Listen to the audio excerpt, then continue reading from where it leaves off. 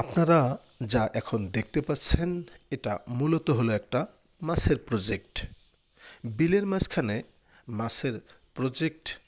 এটা শুধুমাত্র বর্ষাকালেই এখানে মাছ চাষ করা হয়ে থাকে, কিন্তু শুষ্ক মৌসুমে পানি না থাকায় সেখানে মাছ চাষ করা সম্ভবই হয় না।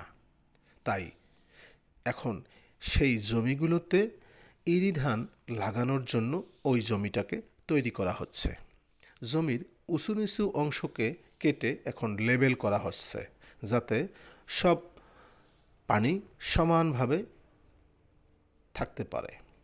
এরকম নিচু জমিতে অল্প পরিমাণে সার এবং অল্প পরিমাণে পানি দিয়েই আবাদ করা যায়, এবং সবচেয়ে এই জমিগুলোতে ধানের ফলনও বেশি হয়ে থাকে।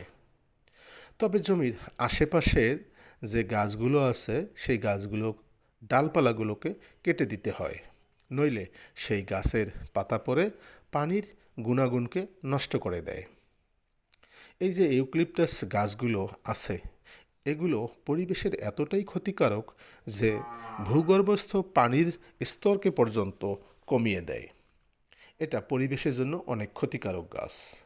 তাই আপনাদের মধ্যে যাদের এইরকম নিচু জমি আছে, তারা অতি তাড়াতাড়ি ধান লাগানোর জন্য সেটাকে তৈরি করতে পারেন। এতে করে সুবিধা হলো, বর্ষার শুরুতেই হঠাৎ বৃষ্টি হলে আপনার শুকনো অবস্থাতেই সেই ধানগুলোকে আপনারা ঘরে তুলতে পারবেন, নইলে আপনাদের ঝড় বৃষ্টির মধ্যে পড়তে হবে। ধন্যবাদ।